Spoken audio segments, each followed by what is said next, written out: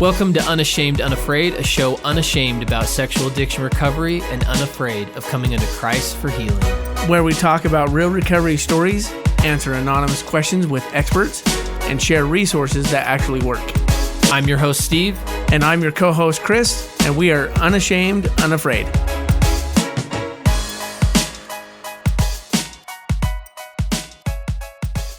Hulka Hope, Mr. Chris, what's up?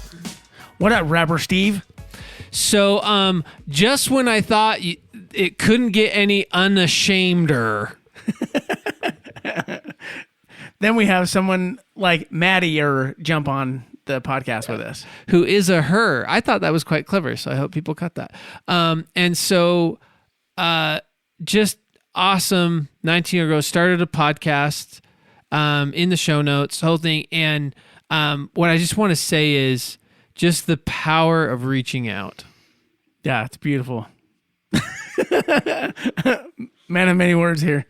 Always. So I hope you join us in this episode with Madi about her journey of reaching out, starting the podcast. She used the word warrior to describe her true self, her inner self, which we know we jam with.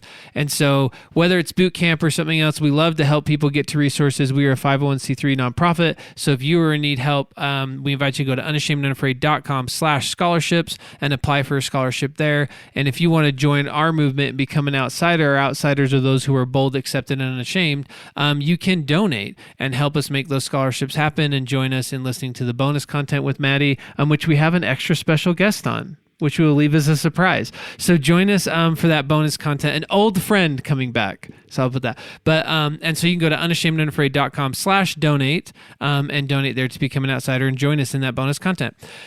Give us 5 stars on iTunes. That's how the world finds us, and we can continue to spread this message of hope. And find us on social media at Unashamed Unafraid. And so with that, we will get in the studio with Madi.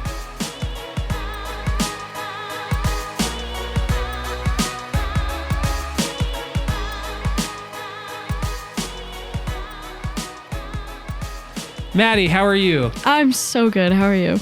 I'm just doing great. So you wanted to start this conversation with something unpodcast related. Yeah. So I have all your old podcast equipment. Did you know that? Yay. Yeah. No. Because it was from Ashley. It was from Ashley. And so I told her, hey, I'm going to start a podcast. And she just showed up with this big box. And so just so you guys know, that's where it is. She's like, now. matter of fact, I've got all this cool equipment. Yeah. So thank you. So that should be very special equipment because that's what changed the audio for all of us. Or I guess it's for everybody that listens. Yeah. Yes. So, and a lot of sacred stories have gone into those microphones, and that's cool. Legacy, what up? And Ashley sitting back here with her husband Parker, what up? Here supporting Madi, so that's awesome. So what I heard is that we're gonna have an opportunity to go record an episode on our old microphones. That's what I heard. Sweet. Yeah. No, just kidding. So Madi, paint us into context. Why are you here? That's a good question. Like, we're happy you're here, but like, what led you to being on this podcast with us? Yeah. Do you want me to start from like the beginning, or why I've started talking about it? Why have you started talking about it? Okay. So basically, starting in June 2022, I started getting these promptings, and it was like very specific. It was, you have some kind of work to do in helping young girls who are struggling with pornography. And at first I kind of like backtalked to Heavenly Father, and because I'm going into like my freshman year of college, and I'm like, yeah, I don't think I can like take that on. That seems like a lot. Go find someone else. God, you don't know what you're doing. Come on. Exactly. But they just kept coming. And I was like, hey, I really should do something about this. And me being me, I was like, okay, I'm gonna write a book.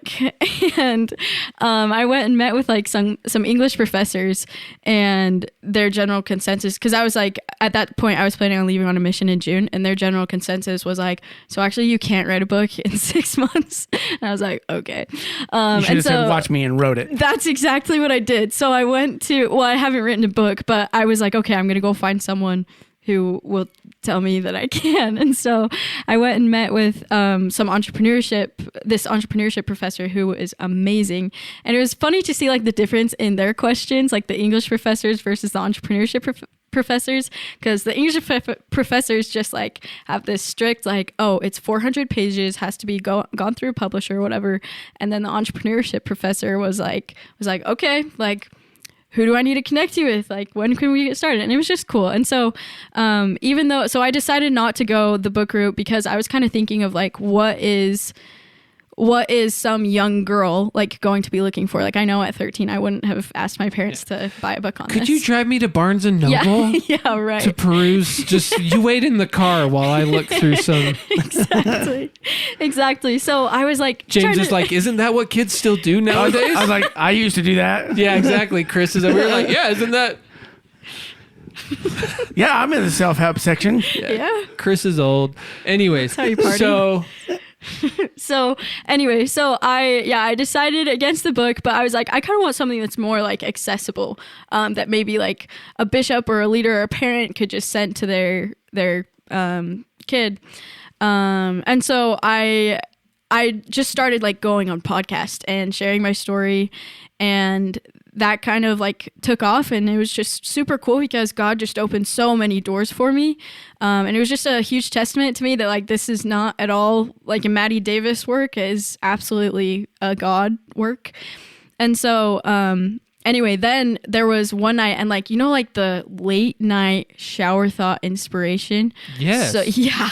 So I'm like having those revelatory thoughts, and I was like thinking about how helpful like going on all these podcasts have been for me, just to connect with someone every single day. Like, it's just been helpful for me, like on my recovery journey. And I was like, man, I want to like provide that opportunity for more young girls. I should start a podcast. And it's like 1 a.m. I like burst into my room, and I'm like telling my roommate, I'm like, I'm going to start a podcast. And she's like, okay. Go back to bed. Exactly. But it was like I could not sleep that night because I was so excited. And so yeah, anyway, that's just kind of taking off from there. But that's kind of why, I guess that's more of like the technical side of why I'm here. But awesome. Yeah. So what's the non-technical reason why you're here? Okay, non-technical. So I found pornography at 13, and I just remember like finding it and having a lot of like mixed feelings. Like it was kind of a little bit like overwhelming. It was a little scary, and I think that people don't like to talk about this side of it, but like it was like new and exciting.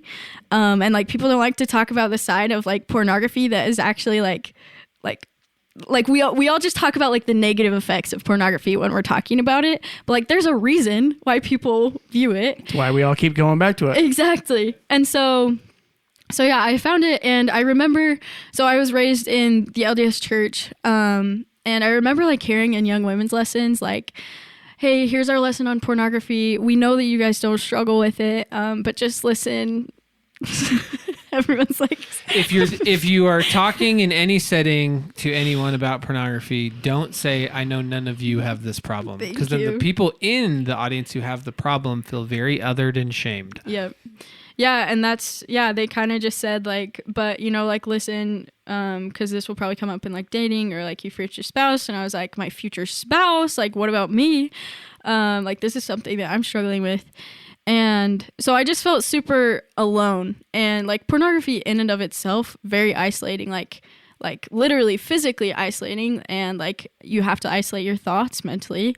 And then so it just kind of added to that shame. And I've always kind of felt like there was an extra layer of shame, specifically for women, because not that it's normal or like quote unquote normal for boys, but it is definitely more common to hear about that for boys. And so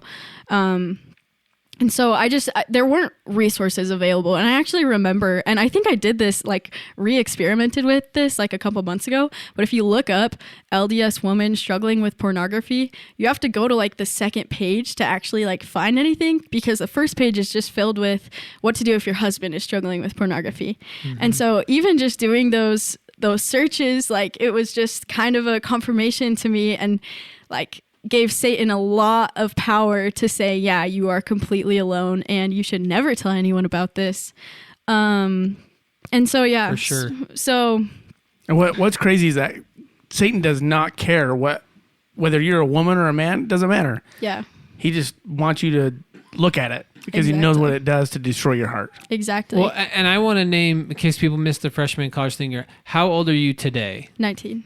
So it's 2023 and you're 19. So 13, we're talking, someone do the math for it, 2014. 6 years ago.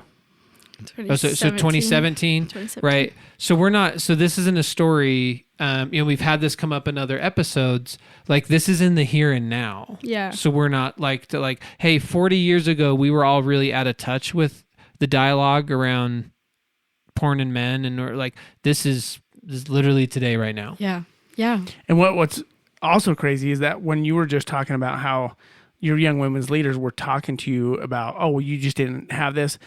I believe both Ashley and Cassie both said the exact same thing, that their Yeah. leaders said the same thing when they Yeah. were having the talk about pornography. They're like, I know you guys don't deal with this. And they're both sitting in the back going, oh my gosh, you had no idea Yeah. what I'm doing. It's true. And I mean, honestly, like I don't fault them. Like I'm not holding any grudge against them, because I think that it just did come, like it's just this like multi-generational, like just there's so much shame about like talking about sex in general. Like it's such a forbidden topic.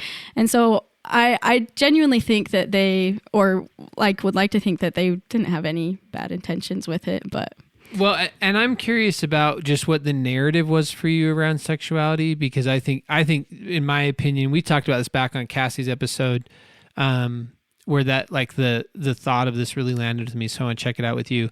So for men, like there's a clear dialogue for us of like, be alpha male, and we even do this in church. Just do it church style, right? So like I knew the narrative for me was very clear. Like just make no mistakes, be totally perfect. So don't do the sex thing, don't drink, don't do anything wrong, don't be dishonest ever, don't do any of here's kind of like the 10 things, don't ever do those, and just be independently wealthy by the time you're 50 and be a mission president. And then you will have arrived, right? And the narrative around sex being like, you're an animal, just contain this and point this in the right direction, right? And I feel like, and particularly in church culture, and you can tell me your experience, right? Because I'm not a woman. But I feel like there's this narrative of like, be completely pure, wholesome, wear a turtleneck, but also like you need to be really pretty object. But like, don't be sexual at all, because then you're a whore. So like true, be though. super, super modest. And like, it's really important that you're super hot, but like in a super modest way. And so I mean, the affirming laughter, I'm assuming that's similar to, so tell me how, like, so then what did you do with like, I'm looking at porn, but this is my narrative around sex. So like, what was going on for you at, as you're in high school going on dates and you maybe like a boy as you're going into like, so what was the narrative for you? Cause for me, it was like 100% I want to do this. Everyone's saying like, well, of course we know you shouldn't, wink. Cause we totally know that's how it goes for you. Right. And so it's like, well, don't do it in the dark. So I'm curious what that was like for you. Cause it seems like a different experience. yeah. Oh, totally. Like different experience. And actually it was interesting because I was talking to my dad kind of about this like a while ago. And we were talking about like it's such a harmful like purity culture, I guess, in the church of like, yes, like stay super pure. And then when you get married, like you just have to be this like animal or whatever. Right. And it's like, you have two options. Either you get married, like if you're saving yourself until marriage, you get married and then you're like going to have sex and you either like you don't know anything and so you're just gonna suffer for like the next 4 years and like because you don't want your husband to think that you know stuff about this because like that's gross, or you do know things and it's like, oh, like maybe my husband will look at me and be like, oh, like how do you know that? And like it's such a like that's what it felt like for me. And so, I mean, obviously, like, I'm not, like, married or anything, but, like, that's what it felt like. And so, like kind of having, it felt like kind of a double life, like viewing pornography, like that just felt completely separate from my life. And so I think therefore that kind of separated everything about sexuality. And it was just kind of this thing of like sex equals fear and sex equals bad because porn is bad. And so it's been kind of like, it's been this healing process, and I'm totally still right in the midst of it, of like, okay, how can I actually like integrate that as a part of myself, without having like the pornography, but still acknowledging that part of myself, because it's so like, it's God-given, you know, and it's something that he wants us to. So take me to like a date in high school. What's going on in your mind? So is this like boys are terrible, and I know, you know, I've seen how men really are in my porn education and I'm there? Or is it like, no, I just hope they don't discover this about me or this side of me, or like what was... No, because kind of like I said, it was kind of like a double life. And I think I kind of did separate like the dating and then like the pornography. And like people that I had like dated and people that just like some of my close like guy friends had opened up to me like about I actually never really opened up to them except for one about like my pornography use. But yeah, that's I'm pretty sure they know now. Yeah. Yeah, I'm pretty sure everyone who has any association with me knows now. But yeah, I guess that's kind of the dating narrative. Yeah. Chris, do you know anything about having a dual life? No. Maybe a long time ago. Yeah, and I think that I mean I think that's cool to hear you point that out, you know, in your story of like separating that. Mm-hmm. And I guess my follow-up question would be to like, so how did that affect you? Mm-hmm. Like separating yourself like that, what were the results in your life? Yeah. I think like my reliance on it grew more and more. And so, it would kind of like my days and my life would kind of like revolve around that, around like, when am I going to view pornography and like, what am I going to like see this time? And yeah, I think it kind of forced me to kind of like push away my friends and my family at times. Like, if I just wasn't feeling great about myself or was feeling pretty like shameful, I wouldn't want to, I knew that I would have to kind of like face that head on if I was like with someone else. So I didn't want to have to do that. Yeah. So, when do you feel like you were able to really start recovery? Honestly, when I started talking to people about it was the absolute biggest thing. So what made you start talking to them? Start talking to them. Yeah. So I guess, okay, we can kind of jump back into my story. So I was 13, and then I went and talked to the bishop, or, you know, my religious leader at pastor. Yep. Yeah. At I think 14 or 15. And there wasn't like one thing that like sparked it. Like there wasn't some quote or anything that just like, I think I don't know. I remember sending a text to him. Like it was like a Wednesday or Thursday night, and like the days leading up to Sunday were like the most stressful days of my life. But there was one thing that actually did, help me to like finally get help. Just hold up. So I just want to make sure no one's missing this. As a 14-year-old girl looking at porn, you're like, I'm going to go tell my bishop, pastor, adult man that I'm having this struggle. That takes some ovaries to do that. Big ovaries. Yeah, it's true. I'm just saying, as a 14-year-old boy, I would not in a million effing years would I have done that, nor did I. Yeah. I kind So of. how did you find that type of I'm just like, this is mind blowing. So I just don't want to be like, oh, by the way, like I flew, and it's like, oh, that's interesting. Like we're like, that's crazy. Mm-hmm. So like what was it like? Was it just like raw courage and just like what happened inside you that you're like, yeah, I'm going to go tell my church leader? I think like I knew that I had these like overarching goals in life, and I knew that I wanted to like regularly attend the temple and like have better relationships with my family. And I had seen how the gospel had like benefited that before. And I definitely did not have a testimony of the atonement before I went through that process.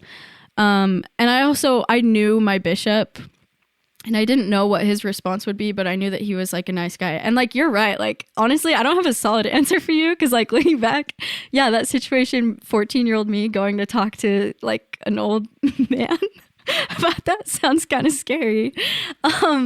But there is this text, and I would like to like claim that this is exactly what like I heard that, and I was like, I'm setting up a meeting with my bishop. But I don't think I realized the weight of how impactful this text was until like recently, like going back and revisiting. But so my dad, we were talking in the car one night, and somehow pornography came up, and he told me, and I have his permission, my dad's and my brother's, to share this, but my brother had been struggling with pornography for quite a while, and so this is a different bishop, not the one that I met with, and he did not handle it very well. But my brother was struggling with pornography, and he had like been clean, or whatever you want to call it. Sober. Yes. And hadn't viewed pornography for a while, and then he slipped up. And at that point, like he wasn't able to take the sacrament for 3 months. And then once he slipped up, he wasn't able to take the sacrament for 6 months, which looking back is like, oh my gosh, like crazy. If you're to me. squirming in your chair, we're with you. I know. And so he just kind of comes to my dad, and he's like so like beaten down and broken, and like I'm just, what is even the point anymore? Like I'm just gonna give up, and it's not like worth fighting anymore. And so my dad, like, seeing his son in anguish, I'm sure wanted to just kind of take some of that, like just say it's okay to like step away from the fight for a little bit. But then he wrote this text to him, and I just think it has so many good principles in it that apply to like so much more, like not just pornography, but just life. And it's like scripture to me. So yeah, this is a text from my dad to my brother. It says, "There is only war. There's no peace. There is only war. I believe in serenity, stillness, civility, and tranquility, but not peace. Peace, when defined as the absence of conflict or war, is a myth, an impostor, a lie. It is a false god we've been taught to worship by pansies and evildoers. There is only war. I believe in winning, but not victory. There is no ultimate or final victory. At least not in this life, and candidly, the next life seems less attractive if the concept of a final victory exists. But I'll leave that to a much wiser general than me. My heaven is Valhalla. There is only war. But how can there only be war? What about surrender? There is no peace through surrender. Surrender is simply one's decision to declare war on themselves. The war continues after surrender. It gets more costly, futile, and painful. There is only war. I want to celebrate winning with you and honor every day of your fight. I want to be yoked together in this war. Whether you've won or lost any particular battle on any particular day doesn't matter to me at all. I want us to be fueled by the brotherhood that comes from going to war together. I want to be bloodied, exhausted, humbled, and yet undeterred from the path, the war path. There is only war. Would you agree to text me first thing when you wake up and last thing before you go to bed to tell me whether you're winning or losing? Please don't ever hesitate if/when the text is, I'm losing. That text is the one that matters most because it means we are still in the fight. There is no peace. There is only war. Love the war. I love being in it with you. And we would drop the mic at this point, except they're attached to our mic stands. And that is just so awesome. And your dad's coming on the podcast. Yeah, right. Okay, but tell us tell us about the impact for you. Yeah. So, I mean, like, again, I would love to claim that this was super impactful for me at 13 or 14 or 15, but I just don't know if I fully understood it at that point. But looking back, there is actually one specific thing that I want to share in there that I want to clarify, because we had a conversation about this, and he wants me to clarify it when I share it. But he talks about surrender and how there's no peace through surrender. And I want to kind of define what that means. We're talking about the surrender of like just giving up completely in the fight. And I fully believe in surrendering to God. And so just so you guys know, that is not what it's talking about. Well, I guess I'm going to challenge your dad's clarification. We Okay. actually agree with him with that statement. Totally, 100%. People are like, did he go to a boot camp? And we're like, no, he hasn't. But if he hasn't, he should be. He's going now. So he's coming. I'll let him know. Hey, what's up? Coming to the party. You're already on the Kool-Aid. You coming to boot camp, Parker? What's boot camp? It's done. Parker back here is coming too. So, but why that was impact for you? I mean, the side note of that, we can talk more in the bonus or whatever, but anyone who chooses discipleship in Christ in this life, I mean, we can just go to the Sermon on the Mount. Like, it's a war. Yeah. Yeah. And I just love it because I think a lot of times we have these expectations for ourselves in like our struggles with pornography or just in life in general. And I'm going to say especially in the Utah County LDS culture, sorry, but we have these expectations of like this perfect life and this like white picket fence. Everything is going to be perfect. We're going to have this picture perfect family. And like, that is just never going to happen. And like, Correct. I just don't think that is, and I love how he talks about like, the next life seems less attractive if the concept of a final victory exists. And that's something that I've thought a lot about of like how do we progress? Because like personally in this life, I've gotten really good at failing at things. And like, if there's one thing that I'm good at, it's failing, but it's also learning from those things. And so I think that, I don't know, I love that about it. And I love that, yeah, I don't know. It's like I was reading, I think it's in Atomic Habits, but it talks about like life is just a series of extenuating circumstances. I think that's so true, because I think that we strive for that like ultimate perfection, but that is never ever going to happen in this life. So I think we need to stop living as if it will. And I don't think that that's like a depressing message. I think that's actually a very hopeful message. Yeah, to remove those expectations for sure, because they're unrealistic. Yeah, it's never going to happen. And I totally agree with you that that's where shame wins, because it's like, unless you meet this standard, you should feel totally ashamed about yourself. And to your point, Chris, with the adversary, well, he knows you're never going to meet that standard. So you just believing in that standard, he's won, right? 100% agree with you. So what I want to know is, so then what have you learned from your failures, Maddie? It's a good question. I'm going to talk specifically about my failures, like with pornography. So actually, when Chris and I initially called for the Unashamed, Unafraid podcast, I can't remember exactly what question you asked, but it got me to a situation where I had to, it was like the first time I had told someone, but I had actually like relapsed or like viewed pornography like 3 months before. And at that time I had like started up my like Instagram and whatever, and like started like preaching or whatever about this stuff. And that was a really big lesson for me, because like it actually taught me that like there is a lot of strength from just being able to like speak exactly where you are. And I actually, so I had like my 14-year-old sister come and talk on my podcast the other day. It was so cool. But she had only been like a month or whatever, like sober. And I was like, dang girl, like you got guts. And like, it's just so cool. Cause I think we like we really want to be able to talk about these things like 14 years down the line or whatever. But I think that there's so much strength that comes from just speaking from it right there. And so the major lesson from that is like, there is still strength, like even if, especially when you are struggling. And then also just that like relapses don't start you back at square one if you don't let them. If you choose to like take it and look at it super analytically and say, okay, like where was I right then? Like what was I doing? What was I doing an hour before that? Like what was going on in my life that was like forcing me to put myself in a position where I wanted to like view pornography. And so, yeah, I would say that's what I've learned from one of my failures. So Steve, how much sobriety did you have when you started this podcast? Well, I think as many of our listeners know, and Maddie knows, I started it intentionally not sober. Exactly. I love for it. for the very reason that you're saying,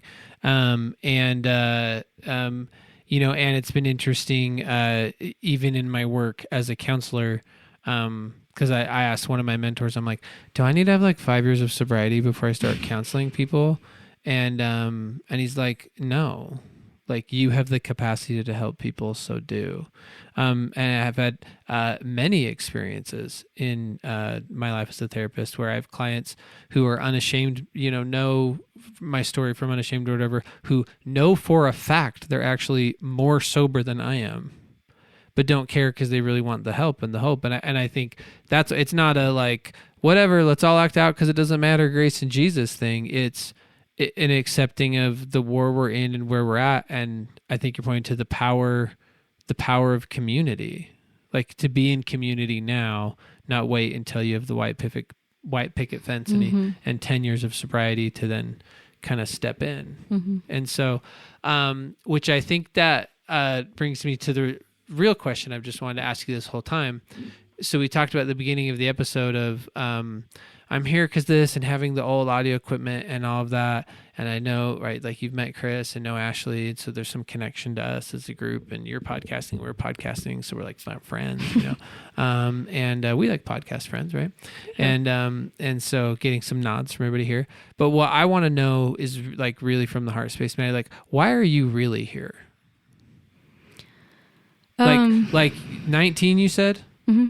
Like you're a 19-year-old girl, college, the stuff going on, like life, dating, friends, all the things, your whole future in front of you and all the decisions you make right now is totally going to shape like all of that's life's going on. What you're choosing to do on this weeknight, taking extra time to be here late, is to go on a podcast and talk about like pornography, sexual addiction recovery. Mm-hmm. So like, what is it in you in this heart space that has really brought you here?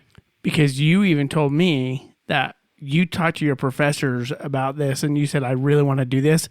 And they're like, yeah, you need to go and do this. Like, so you could ease the schoolwork, or I don't remember the whole conversation, but something along those lines to where you're like, I'm not doing school as much because I really want to focus on bringing this word to other people. So yeah. Why? So I did, I'm taking like 7 credits right now. So it's like a half credit schedule, but it's so that I can focus on this stuff and just like doing podcasts and getting my account up and running. But I guess like my ultimate why, it's actually good that you asked, because I've been meaning to I actually on the drive here, I've been meaning to write down my why. And so I kind of just made a recording, and it was like way shorter than I thought it was, but it's just because I know for a fact that there are so many young girls out there that are in my exact position that I was in like 5 or 6 years ago, that feel like they are just absolutely disgusting and feel like they're completely alone and don't feel like there is any hope, and feel like I literally felt like I was out of reach of the atonement, and they just feel like they're the exception in that matter. And so, yeah, simply put, that's why I'm here, because that seems, on the eternal perspective, that seems a lot more important to me than anything else that I could be doing. And if you could convince those girls of something, what is it that you would want them to know?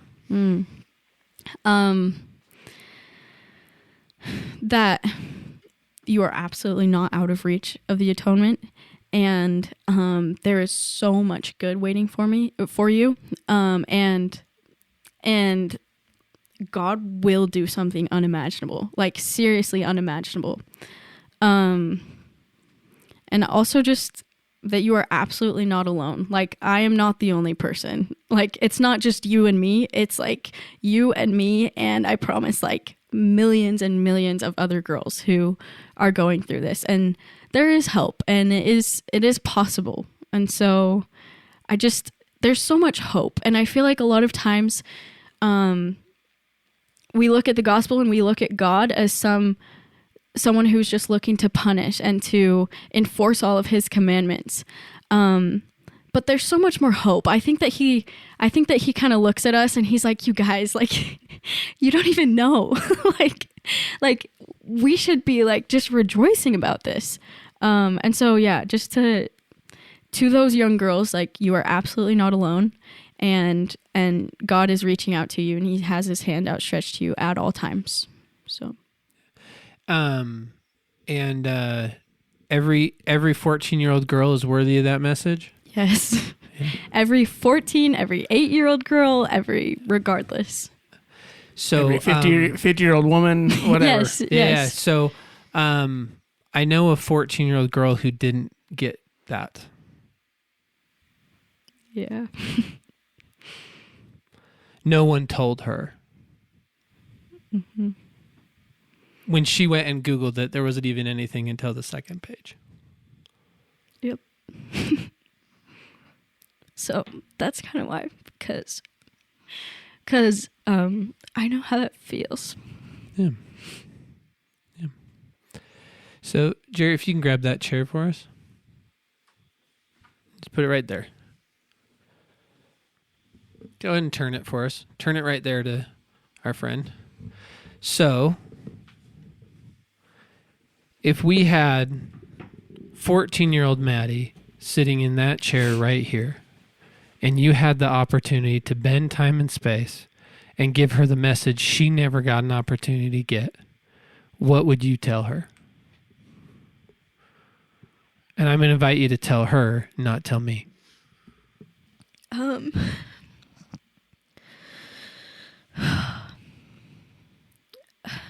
I think I would just want to let myself know that, like... So tell her, talk to her. You're seen, and all of, seriously, everything that you're feeling, every single day that you feel like you can't even get out of bed because you feel like you're not worth it. It's gonna be worth it, I promise, and you're worth it right now. You just can't see it. And what you can't see is? God has so much in store for you, and it's here right now, and it's absolutely accessible, and he's not there to condemn you. He's cheering you on, and you have angels cheering you on. And your family loves you, and if you reach out to them, they're actually not going to hate you.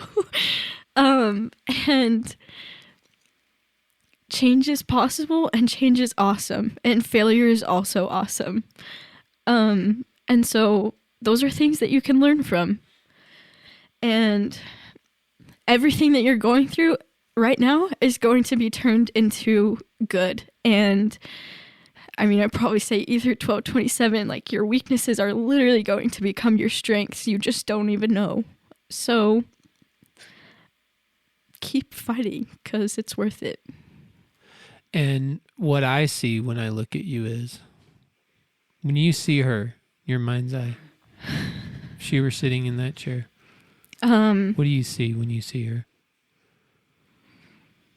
I think it's really hard to see this when you're right in the midst of a struggle, but like, you are a warrior, and you have so much strength, and there's so much going on, but it's nothing that you can't handle. It's absolutely nothing that you can't handle, and not just you alone. Don't do it alone because that's stupid.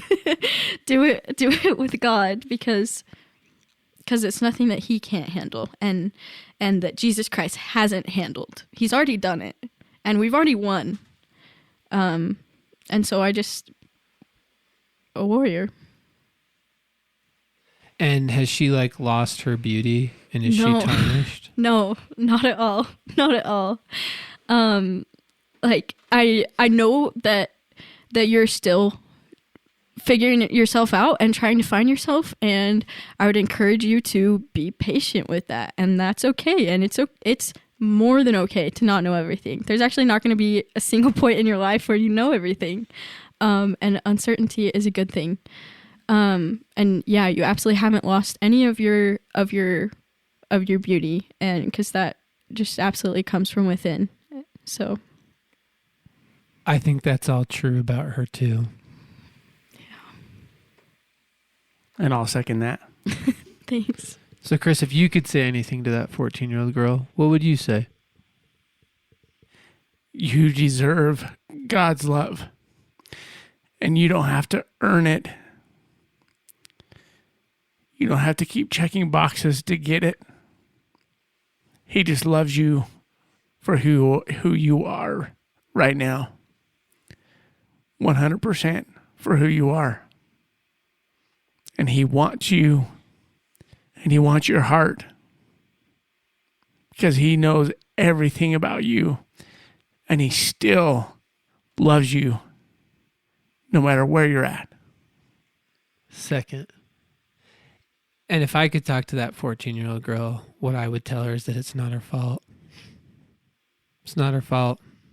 That wasn't a choice that she made. It's like putting a baby out in the middle of a monsoon, saying that it's its fault it got wet.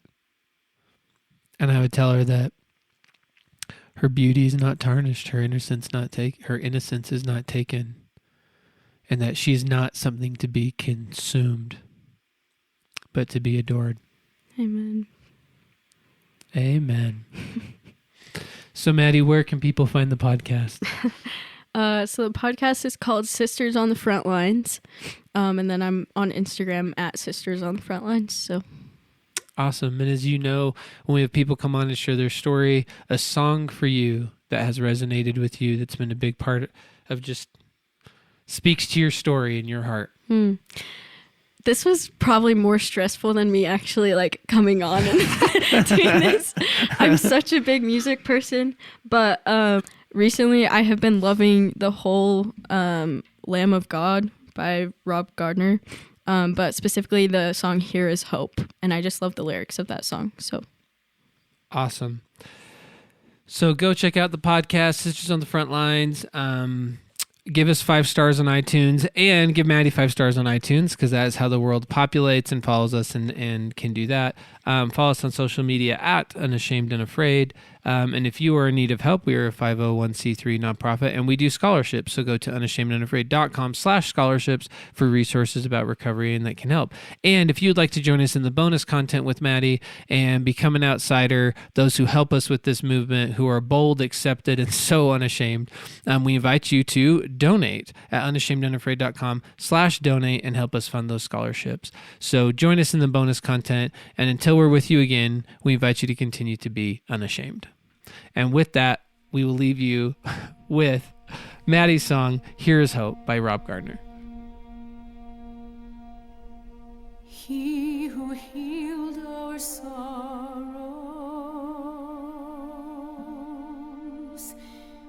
here was bruised and broken.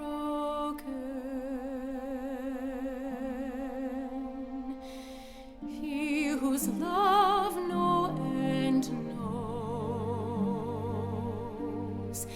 here was forsaken, left all alone.